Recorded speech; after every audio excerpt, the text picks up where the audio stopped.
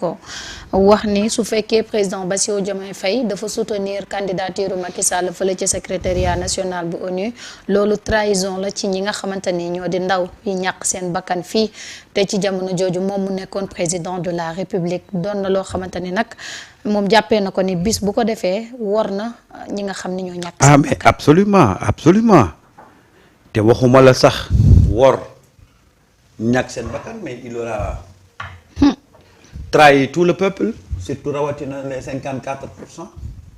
Alors, Seydou Gassama, il a dit, Monsieur le Président, si le Sénégal soutient la candidature de Macky Sall au poste de secrétaire général de l'ONU, vous aurez trahi la mémoire de plus de 65 Sénégalais tués par son régime, y compris les 4 tués suite à sa décision de reporter l'élection présidentielle de 2024. Sans le sacrifice de ces jeunes Sénégalais dont les familles attendent toujours que la justice soit rendue, vous ne seriez jamais devenu président de la République. Muy dëgg. Nous rappelons aux États membres de l'Union africaine que la paix et la sécurité, le développement et les droits humains constituent les 3 piliers de l'Organisation des Nations Unies. Loolu la Seydou Gassama bind te muy dëgg pire. Soutenir la candidature de Macky Sall. loolu moom guerre la. kooku waxuma la trahir les 65 de. mais tu vas trahir tout le peuple. tu vas trahir les 55% yi nga xam ne ñoom ñoo voté. non kooku du position Gassama rek. et je remercie Seydi Gassama pour son courage. mais dama ne la lii moo nekk ci sénégalais yépp soutenir la candidature de Macky Sall. non ça du ngay trahir 65%, 65 yi faatu de mais da ngay trahir tous les gens qui ont voté pour le départ de Macky Sall. et je pense pas que xanaa nag le président Diomaye nag. waaw te di nga trahir les Sénégalais. loolu mooy wax ji man nag damay toog ba gis. waaye dama ne Seydou Gassama lii mu wax nii mooy dëgg lii mu wax ni mooy dëgg soutenir la candidature de Macky Sall fële ca Nations Unies. poste Nations Unies. Non. bés bu ko defee loolu mooy nag franchir le Rubicon. loolu nag mooy franchir le Rubicon. non Macky Sall avec ce que les gens ont enduré ce que les gens loolu li ñu dund. tey ñu ne le Sénégal soutient la candidature de Macky Sall loolu xalaatuma ko Mareta gis nga loolu ce serait franchir la ligne rouge franchir le Rubicon kooku c'est trahir le peuple trahir les familles des victimes trahir les martyrs trahir ceux qui yi nga xam ne les blessés.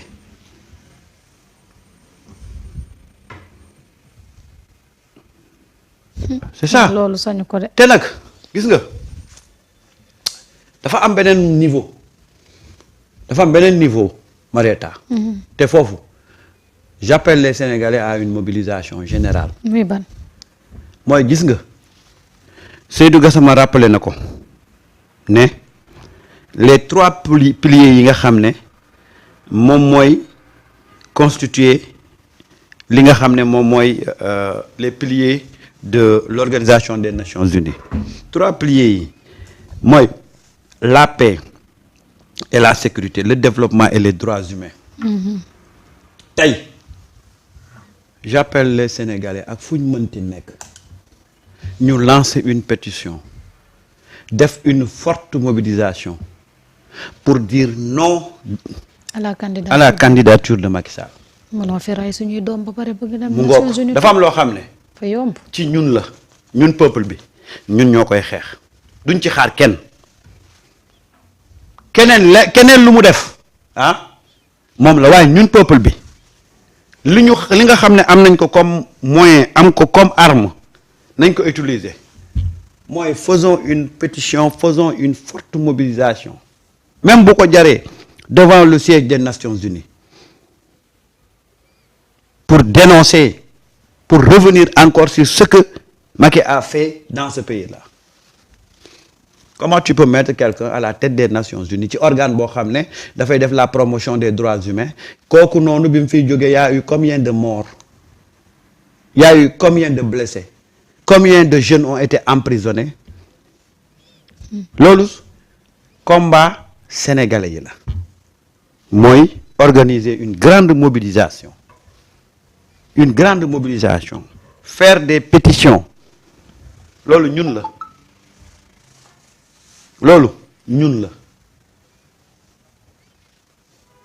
sénégalais yi ñoo war a jóg xeex loolu y compris les députés de PASTEF am na ku koy wax léegi y compris les députés de PASTEF parce que nag dafa am loo xam ne c'est notre combat à nous peuple sénégalais parce que des citoyens jóg nañ dem dans ces grandes institutions là pour dénoncer ay injustices yoo xam ne seen ay dirigeants ñoo leen ko teg gis nga jumping car ba génnoon ca jamonoy xeex bu metti ba jumping car ba nañu demaat gaare ko buntu Nations Unies c'est loolu rek nañu xoolal balaa ñu naan ay Sénégal soutien ak ñàkk soutien bu sénégalais yi génnee ba wone ñoom fi ñu toll loolu kese la c'est un combat d'abord des sénégalais waaw jumping car ba génnoon doon sillonner les rues de xawma États-Unis ñuy wax li fi xew na jumping car boobu génnaat ces sénégalais qui bravaient le froid la chaleur doon génn di manifester ce qui s'est passé au Sénégalais na ñooñu génnaat dem envahir dem toog buntu Nations Unies wane manifester loolu ñun la ñun Sénégalais yi c'est un combat des Sénégalais parce que ñun nag tollatuñu foo xam ne ñun suñuy dirigeant la ñuy décider à notre place ñu toog de assister te man ba fii ma lay wax ni man gëw ma ne le Sénégal va soutenir la candidature de Macky Sall. dañ koo sañ. waaw. koo xamante ne ñu ngi naan dañ koy toppee haute trahison. waaw lim def. mais nag lu ci mënti nekk. moi ce que je dis c'est un combat citoyen. gis nga Tchad. Hissène Habré ba mu fa defee la mu fay def. les Tchadiens se sont mobilisés pendant presque plus de 10 ans fu ñu am occasion dem dénoncer li Hissène Habré defoon ba pare ne dañuy demander justice. dafa am yoo xam ne c'est un combat boo xam ne citoyens yi ñoo koy jël ñun la Macky Sall toroxal ñun la Macky Sall tëj suñuy doom ñun la Macky Sall def ñun ñooy dekk en bloc def ce combat là notre combat duñu toog kenn duñu defal combat bi duñu toog kenn di décider sur suñuy destin loolu c'est un combat citoyen. Les Sénégalais n'ont qu'à se mobiliser une fois encore waaw dénoncer ko dañ koy dénoncer def une mobilisation def ay pétition voilà man foofu lay xaar les Sénégalais gis nga affaire bi ce n'est pas le combat de Massamba wala Mademba non ñun Sénégalais yi ñun ñooy def suñu mobilisation organiser des pétitions ñi nekk fële ca weti Nations Unies ñu dajaloo organiser seen ay mobilisation dem dénoncer ko devant le siège des Nations Unies kese peuple bi ñoom ñooy décider loolu kenn du ko décider à leur place et moi c'est ce que j'appelle les Sénégalais j'appelle les Sénégalais à se mobiliser. À faire ce combat là ñu def ko seen combat waaw ñu def ko seen combat man loolu laa gëm balaay dara di xew na Sénégalais yi jël ce combat là def ko leur combat balaay dara di xew waaw. D'accord. yeneen yi ci des nag bon j'attends de voir mais man gëmuma ko. man gëmaguma ne le Sénégal va soutenir la candidature de Macky Sall. kon kay bu loolu su fekkee dafa am kon kay jarutoon ñu koy wax moom moo fi def lii. waaw. ki ñuy toppee yu bëri yëpp naan tey bu problème amee ci réew mi yëpp moom la.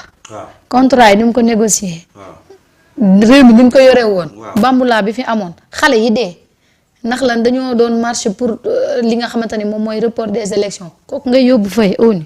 moo tax nag. loolu c'est contradictoire. bu amee voilà man de c'est contradictoire parce que amul lu mu koy servir ah. waaw amul dara au contraire li mu koy desservir moo ëpp amul sax lu mu koy servir. moo tax man foofu à ce niveau. man du ma ci sori parce que gëmagum gëwuma ko.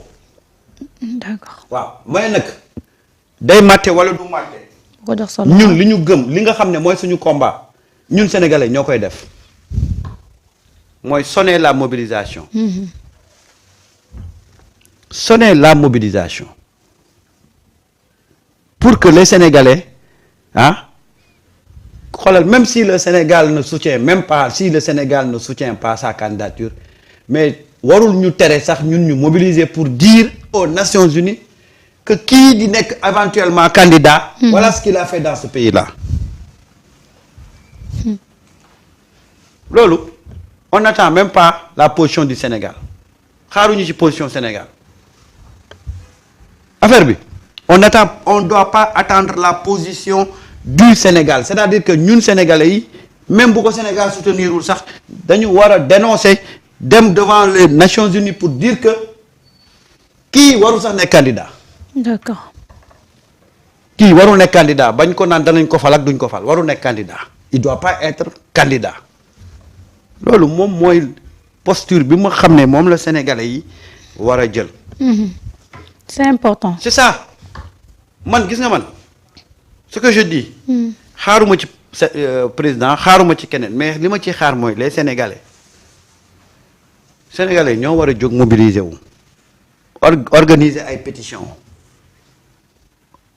organiser ay rassemblements. dénoncer waxuma dara dénoncer sax sa candidature avant même ñuy wax soutien gauche soutien droite dañuy dénoncer candidature am te man am naa yaqin ne sa candidature ne passera pas waaye nag ah ça ne suffit pas nañ dem dénoncer ko. d'accord. waaw xam combat yoo xam ne. man moo tax man damay je suis clair man gëw ma ne le Sénégal va soutenir sa candidature. benn man gëw ma ko. ñaar ñun on doit même pas attendre la position du Sénégal mais que Nations Unies ñu ngi def ñu ngi am ku ñu war a tabb foofu. c'est une occasion pour aller dénoncer.